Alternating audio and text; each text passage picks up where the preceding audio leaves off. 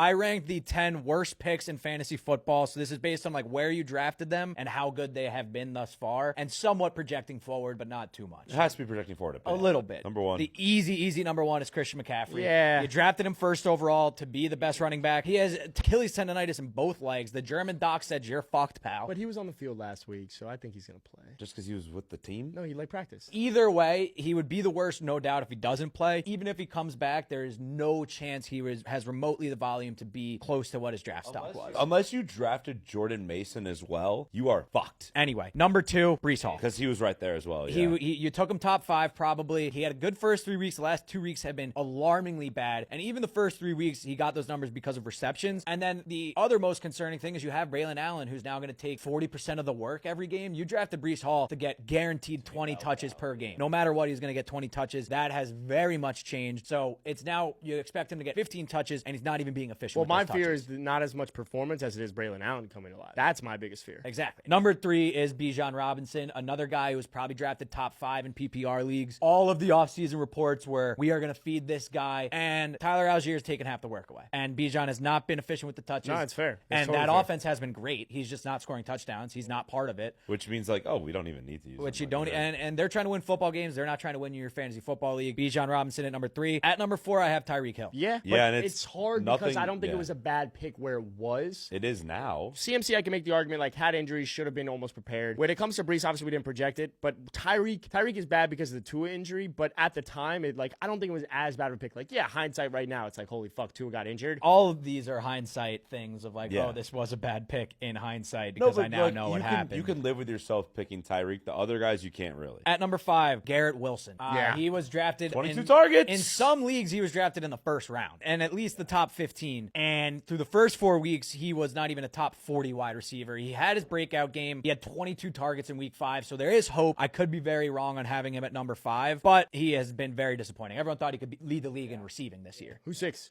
6, this is an interesting one, is Jalen Hurts. So the reason I have him here is because he was that quarterback with Josh Allen. They were QB1 1-2. percent. So you're taking him in the first 3 rounds, first 4 rounds. The reason I have him here is because I took him early in one league, and it dismantled my team. At number 7, I think you guys made this draft pick, Travis Etienne. Yeah. He is in a full running back committee now with Why Tank do you think we Bigsby. want to try and get Breece Hall? That is a complete 50-50 Tank backfield now. Bigsby looks better. Tank Bigsby looks Tank better. looks better, for Etienne was sure. going in what, the top 20 picks in most leagues? Top 25 He was like at a least? late second. round. Late Yeah. second, so you drafted him to potentially be your RB1. You guys No, we did. did. Yeah, we yeah, did. no, He we was did. supposed to be your Yeah, RB1, fully. and he's not even going to be an RB2 to end this season. He's going to be maybe a top 30 running back. And so I think where you drafted him, you're not happy about it. Number 8, I have Josh Jacobs. When A.J. Dillon went down with an injury, Josh Jacobs shot up draft boards into the top 30. People are drafting him to get 20 touches a game, be a guy that you're not even worried about But volume. he's still getting the touches. But he's he's not not scoring doing shit with them. touchdowns. He's not scoring touchdowns. He's not doing doesn't shit score, with the yeah. touches. I think he's been disappointed because you expected him to be like a bell cow top 6 running back. But I think he's going to be fine. He had carries. He hasn't scored touchdowns. He finally got in the end zone for his first He's time. always gonna get that Jordan work. Love's back. Number 9. It's got to be a tight end, please. No,